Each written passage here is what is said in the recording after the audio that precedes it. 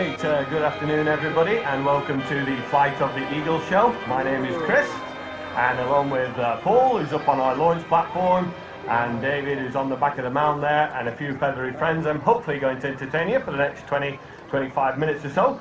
First bird that we're going to have a look at in the show is Henry, and Henry is a bald eagle. But if you came to the show at 11:30, you'll have met a bald eagle with a lovely white head and white tail, and you might be looking at Henry and thinking that's not a bald eagle, but he is a bald eagle. He's just a juvenile bald eagle, so eventually he will get that white head and white tail, and that will arrive at roughly about 3 to 5 years of age.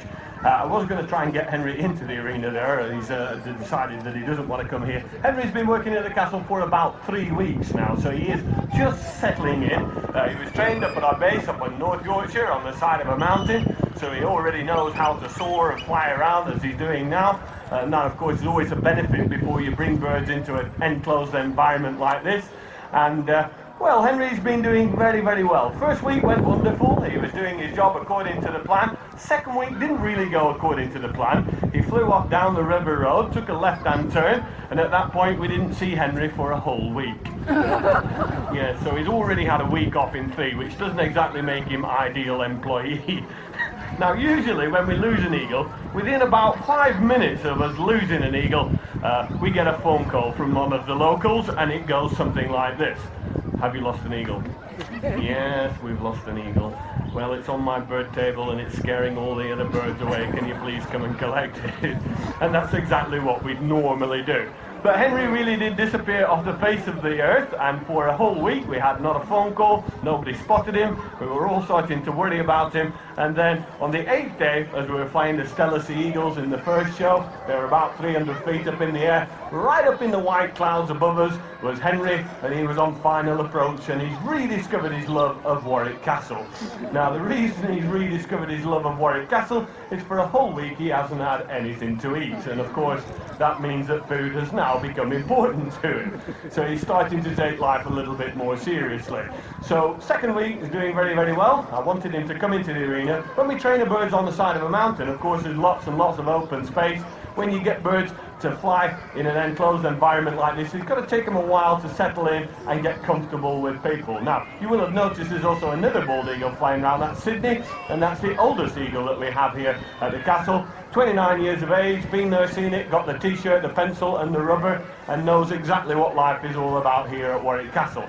And this is actually also a wild bird, and it's very rare that we get to work with wild birds. But 29 years ago, Sydney was actually sitting in a nest in Canada, being reared by Ma and Pa in a normal manner, and then something fairly horrendous happened. The whole forest caught fire, and if it wasn't for the brave actions of a Canadian ranger climbing up a tree and saving Sydney and another sibling that we have called Samantha, then we wouldn't have them here today. And that, of course, was a fantastic thing to do. But in saving them from certain death, they were hand-reared, which has left Sydney and Samantha with some deep psychological issues. Now, they think they're human beings, and that, of course, is a worrying place to be. Sydney and Samantha could have been released out into the wild after being hand-reared, and it's easy to train an eagle to hunt and find its own food. But where it all goes horribly wrong is when the birds sexually mature. At about 5 years of age, they get the white head and white tail, and then they want to make babies. And Sydney and Samantha, well, they don't want to make babies with a bald eagle, they want to make babies with a Canadian ranger. And of course, that doesn't work very well. So that's why hand-reared birds are kept in captivity. So as an ideal demonstration bird, fantastic. You know, it flies over the tops of people's heads with a couple of inches to spare, and it is a bird that's very, very comfortable around human beings. And for the first 18 years of Sydney's life, he worked here at the castle. In the olden days, we used to do 364 days of the year. But as we're all getting older now, and we do need to train a lot of baby eagles that we fly in winter time, then essentially we have a break in winter. And that's when all the adult birds go into aviaries to breed. We didn't need to breed with Sydney, but we did put it in an aviary with some white-tailed sea eagles, which are a similar sized bird. They were non-breeding birds. And we also had Archie in there, who was a non-breeding bird, and just somewhere to park them up for a few months while we got on with training some youngsters. And we noticed something weird going on with Sydney and Archie. They were sitting side by side each other all the time, sort of tickling each other at the back of the neck, and that's a bit weird for boy eagles. Boy eagles are a bit like those peacocks over there in the garden. They sit around with their chest puffed up and talk about girls and how great they were in the show, things like that. Then it started getting even more weird. Sydney and Archie started building a nest. We were really scratching our heads at that point, and then after 18 years of boy activities, boy weekends out and boy chats, Sydney surprised everybody by laying an egg. Now, we just got that one horribly wrong. Now, the reason that we always thought that Sydney was in fact a boy is because it's a small eagle. Females are much larger by about a third. And so when we were faced with an instant decision all of those years ago, we just assumed that Sydney was in fact a boy. You can now just pull out a tiny little feather out of a bird and find out with DNA analysis very, very quickly. But in the olden days, you had to anesthetize the bird and have a look in the side with an endoscope. And that, of course, wasn't necessary, as we presumed that Sydney would be a non-breeding bird. That first egg was infertile, but the following year we put Sydney and Archie together, and I don't know whether Archie's just dashingly good looking, or maybe he's got access to red wine or chocolates, or maybe Sydney can remember those first couple of weeks being reared by Ma and Pa in the normal manner, but something amazing happened and we ended up with a fertile egg. And that fertile egg was Merlin, our first baby bald eagle, and since then we've produced quite a few. In fact, Henry is last year's. So he's 1 year and about 2 months old now, and we actually have 2 babies this year, which is the first time that we've produced 2 babies. Let's give both of the bald eagles a really big round of applause. They've done very, very well for us. And we're going to see if we can get Henry back over here and over onto the launch platform, and then we're going to proceed with something a little smaller, and this is a bird that has been trained here at the castle. Now, when we go to North Yorkshire on the side of the mountain, it is amazing because the birds really do learn to fly very quickly in wind that's blowing up on the side of the mountain. Some birds we have to train here, and the reason that Frank never made it to North Yorkshire is because he's from Africa and southern Spain, and essentially he's not designed to cope with all that wet and horrible weather that we have up in North Yorkshire. So he was trained here at the castle, and his job is to fly around over the tops of people's heads with a couple of inches to spare. But I have to warn you in advance, the couple of inches to spare is open to artistic interpretation, okay?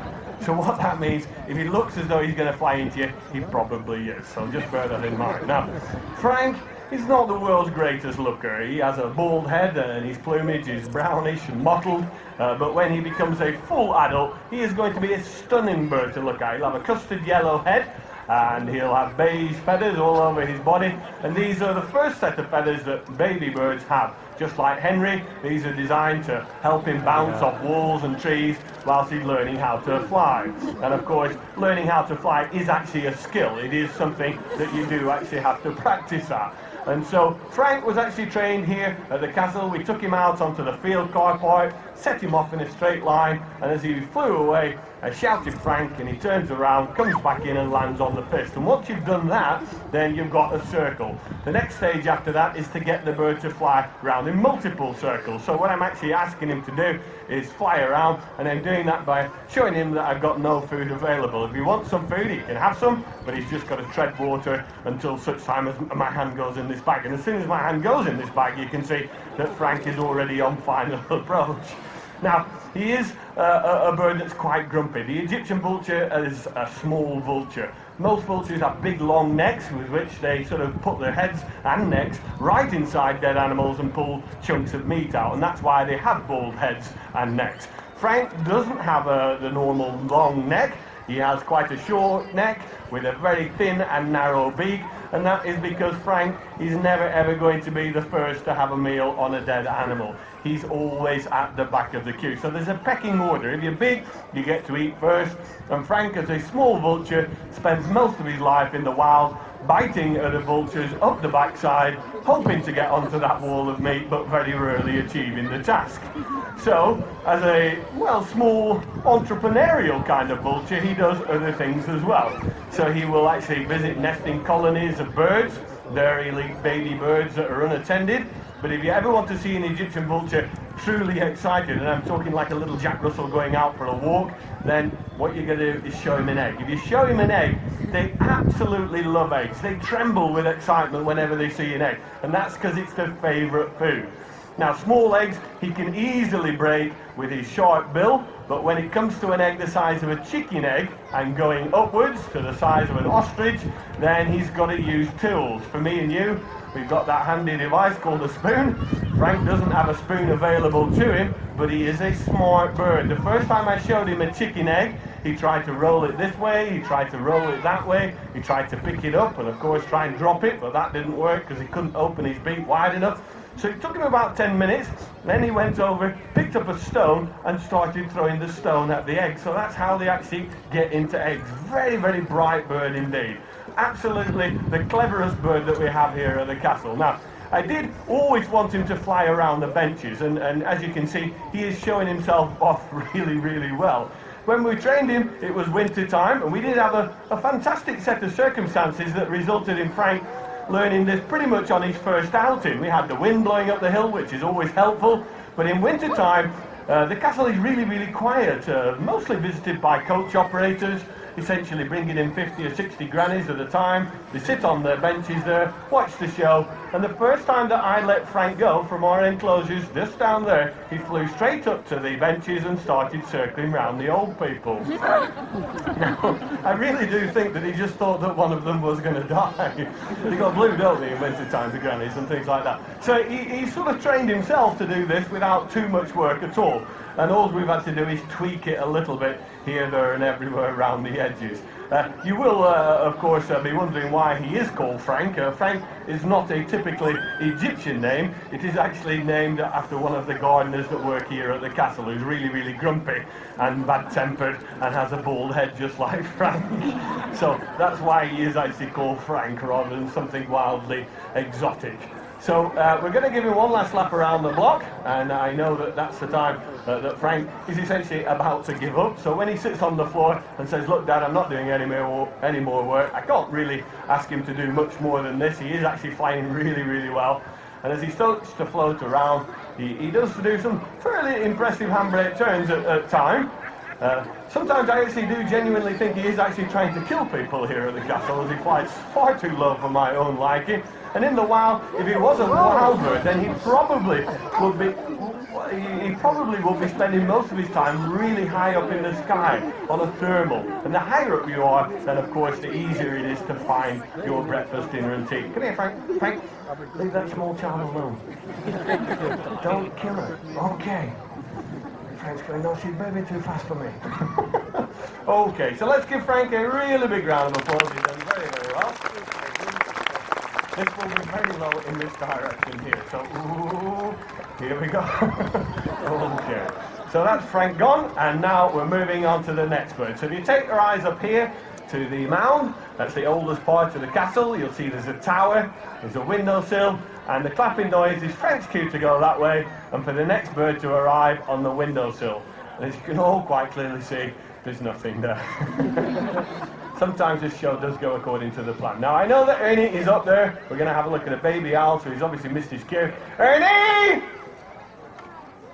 Ernie! Ah, right, okay, here we go. So this is Ernie, and Ernie is a Veros or Milky Eagle owl. He's actually the youngest member of the team. So the last 6 months of Ernie's life have been very exciting indeed. He's hatched from an egg, about 75 millimeters across, or 3 inches if you're in old money, and on a rich diet of rats and mice and lizards and bugs and beetles, young Ernie has grown to this enormous bird in a very short space of time indeed. And, well, I suppose a bit like all youngsters, he thinks the world is absolutely wonderful. And I know that there's lots of children in here today who all have a happy, smiling face, and of course that's how it should be. Ooh, that was a big poo, wasn't it? Yeah, so Ernie is in the first stages, really, of learning what life is all about working. His mum and his dad, to get him to this size, would have had to feed him hundreds and hundreds of items of small prey. And at about 6 months of age, he is ready to leave the nest. But if you could imagine sitting in the nest all that time, having food delivered to you, you wouldn't be any great rush to leave the nest. So what happens, once he's actually finished growing, and it is amazing how he grows, you can nearly see him growing every day. The last thing to grow is this enormous wingspan. All of those feathers are filled with blood, and even if Ernie wants to fly, when he's got the equipment, he can't fly because his wings are too heavy. But all of a sudden, when he gets to the right size, the blood retracts back into the body, his feathers become hollow and light, even the skeleton of a bird becomes hollow and light, and at that point, his mum quite literally knows exactly when that day is. She just stops feeding him at the nest, and then will fly past the nest with some food, and then Ernie would follow them around. And that's sort of what I'm doing here. I'm actually asking Ernie to follow me around for tiny morsels of food, and he is quite happy as long as he's getting a good deal out of it. You can see that he just squealed at me there, and what he was actually squealing is, look Dad, is there any chance of a delivery service? And you do actually have to be fairly firm, and you have to ask Ernie to work, and eventually he gets the idea. In the wild, his mum and his dad at this point will be taking Ernie to watering holes, rough patches of ground, and there Ernie would learn his hunting skills. That's the stage that we're up to now. So whenever we have any new bird, we have to think of a new routine to show off his powers of flight or whatever his special skills are. And I came up with an idea for this part of the show, and I'm going to try, if I can, and get you to see Ernie hunting and catching something. So to make it a bit more natural, we're going for the big tree over here, the big tree, bottom right-hand branch. If you just sit there and relax for a couple of moments, and I'll explain what's going to happen. So, as I said, each bird has a different routine. I came up with an idea for this part of the show, threw it out to the castle's management, who usually go, yeah, we'll have a little bit of that, the public will love to see that, but they said no. And I think they're missing the trick, and I don't know why. I'm going to do a survey. I'm going to do a little survey. Would anybody at this point like to see Ernie catch a live rat? Yes! It's very encouraging to see so many bloodthirsty children and adults in one space. Now, there is a man there with his arms folded, the silver-haired rascal there, just sort of trying to blend in with the tree over there. That's Frank, I'm afraid. And Frank is in charge of health and safety here at the castle, and it was his decision that we can't throw out a live rat. Let's all give him a boo. Now, after extensive talks lasting at least 20 minutes, Frank did come up with an idea, and he says that we can throw out a small child. It's a compromise, I know. Okay. So, right, we're on to Plan C. Plan C is not quite as exciting as throwing out a live child or a live rat. What I'm going to do is throw out a piece of food onto the lawn. Now, I hope you all know that owls hunt at night time. Normally, you don't get to see this kind of stuff. But Ernie jumps out of the tree, he'll have a couple of wing beats, and then he's going to sneak towards it. Obviously, we're going to be able to see it, but when they're sneaking about at night time, those soft feathers flow through the air, not making any noise at all. When they get to the breakfast, they have to throw their feet out and quite literally nail it to the floor. They've got needle-sharp talons, and they have to get all of those in the right place, otherwise their animal will run off into the distance. So it's the fancy footwork that we're looking for at the end. Look at Ernie, he's like a coil spring there. He's going to jump any second. Are you ready, Ernie? Go, go, go, go! Feel the energy from the crowd. Hold on, whoa, whoa, whoa, whoa, whoa. It's behind you. That was absolutely ridiculous. Let's save the applause there. That was absolutely ridiculous. All right. We need to talk, okay? If you land beside a rat in the wild, it's not going to be there when you bend down and pick it up, okay? You just totally wrecking my show here. Go back up into the tree, it's absolutely pathetic. Don't do the R thing on me, okay? Now, I know what you're all thinking. You're thinking, this owl is rubbish, and he is. You've got to work with the material you've got. Actually, having said that he's totally rubbish isn't entirely true. He has done something amazing, actually. It's a bit gory, this. I don't know whether I maybe shouldn't tell you this, but actually, I'm going to tell you. A few weeks ago, in front of about 2,500 people, I threw a piece of food out onto the lawn. Normally, Ernie is chilled and relaxed. This day, he's going crazy in the tree, bobbing his head from side to side like this, up and down. He looked like some crazy disco dancer in the tree. He set off, ignored my piece of food, flew from there, over the audience, right to the top of the tall, thin tree in the courtyard, and with no formal training whatsoever, he actually caught a squirrel. Honestly, this is a squirrel in broad daylight. He has a 5-foot wingspan. He travels at 25 miles an hour. the squirrel had to be blind, deaf, possibly dragging a leg up the side of the tree, but he then fell out of the tree into the courtyard, and if you saw an owl scrapping with a squirrel, you'd want to have a look, wouldn't you? Everybody that was there ran across to Ernie. I was on my way there 100 miles an hour, expecting a massive fight going on. When I got there, there was a picture of tranquility. In the midst of all these people, Ernie had squeezed the squirrel to death with his big, powerful feet, and it actually swallowed the whole squirrel down in one go. The only reason that we knew it was a squirrel is because he had a big furry tail sticking out of the side of his mouth for about 4 hours until he gently went down into the melting pot. So we do know that you can use your feet, Ernie. I'm going to give you one more chance to redeem yourself. This is for the pride of the bird show and all of the intensive training that's gone in there. You ready? Go, go, go! Feel the energy, come on!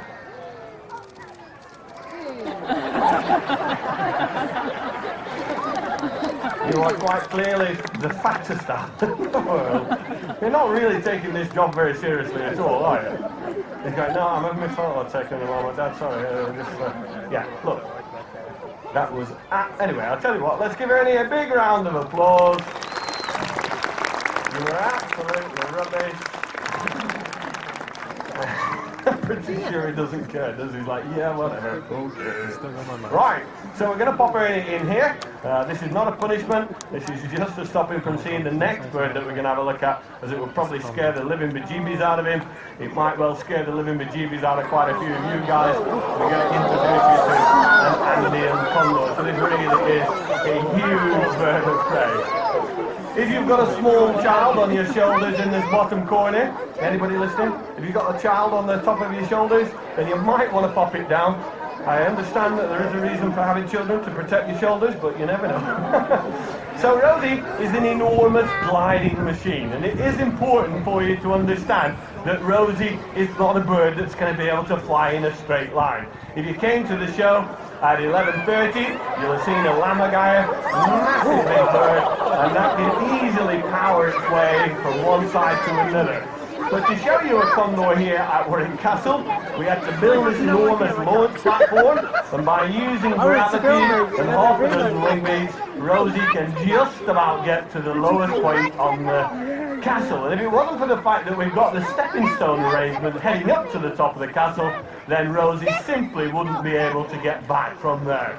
So it is an enormous bird. Andean condors have a 10'6" wingspan, and of course, when you have a 10'6" wingspan, which is designed really to jump off a mountain and glide around all day, then you've got to sort of have a really serious workout to work here at Warwick Castle. When Rosie arrived here, it was very different to the bird that you see in front of you. She was actually tiny. She was an egg that was quite literally hatching. And unfortunately for Rosie, she was a second egg. And I'll explain what all that is about, because eagles and vultures very often lay 2 eggs, and of course the second egg is always 2 or 3 days behind the first egg. So the mum lays the first egg, sits on top of it, it starts to hatch, but in that process it will lay a second egg. And the second egg is an insurance policy. What happens is the second chick arrives 3 days behind the first one, and the first sibling doesn't greet it with open arms and love and care. It tries to kill the second chick so that it safeguards its food, and that's what happens in most eagle and vulture nests. So we had a window of opportunity to take Rosie, and we reared her here at the castle. So it took 8 months to get her to this size here. A really huge attempt on our part, and she was fed on minced up rats and all kinds of things like that, boiled on a stove for a couple of hours, and then fed to the baby bird every time it begged. And what they do when they're sitting on a nest ledge in the Andean mountains, whenever Ma and Pa comes to the ledge, they waggle the wings like crazy, nibble the mums and dads, and that encourages them to regurgitate a pre-digested soup of rotten meat. And the adult birds in the wild will be eating guanacas, llamas, a dead seal or a whale washed up on the beach, and they really are, well, equipped to live on one decent meal for about a week as the adult birds, but the baby bird needs about a pound of meat a day, and we were feeding her on mixed up rats and stuff like that. Now, because she's hand-reared, just like Sydney, our bald eagle, when we started to try and fly her at 8 months of age, wasn't interested at all. All she thought that every single person that visited Warwick Castle could regurgitate a rat on command. And she used to just jump off here, straight into the audience, nibble people's toes, waggle that enormous wingspan, and of course, we had to work out a way of getting around that. So what we did, we took her up to North Yorkshire, where she's been battered by the wind and rain and hail and sleet and snow, and she is an amazing flying bird, but it is a gliding bird. When they do fill up with a big crop full, they have a bag on the front of the chest called the crop. They eat as much as they can, they can't see their feet, and then they really are absolutely cream crackers. They can't get off the ground again, and to get back up into the air, they've got to look around, see where the nearest mountain or large hill is, and then they do just quite literally start walking, sometimes for miles and miles and miles, until they get high enough up the hill so that the wind will lift them up into the air. And these are birds that live maybe about 50 or 60 years, something like that. Let's give Rosie a really big round of applause. She's done very, very, very well for us. And now we're going to finish the show with some fairly seriously agile birds next. If you've travelled the highways and the byways in the UK, and you've looked up into the sky and maybe seen raptors flying around, then, well, very often people are surprised to find out what they are. The ones that you see commonly are actually buzzards, but fast increasing in numbers in this country are kites, and the ones that we have are red kites. These little guys here are actually black kites, and these are the commonest bird of prey in the whole world. Now, they're common because they're good at doing lots of different things. Here, by throwing these bits of food up in the air and showing you how they catch insects in the air, but they'll fly out into the ocean, pull the fish off the surface of the water, and they are brilliant. They've got fantastic eye-to-foot coordination. Now, I'm going to have to concentrate. There can be up to 9 coming out of these, and what I'm going to do is throw these bits of food up into the air. There is a safety warning. The safety warning is fairly straightforward. Don't go like this. Wow. Minnie Mouse zone. Okay, I'll see you at the end of the show.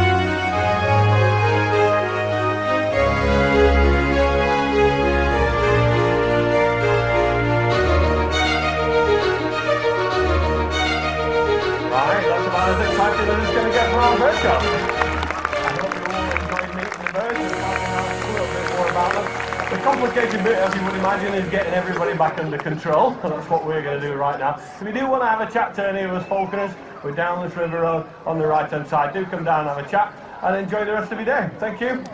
Bye-bye for now.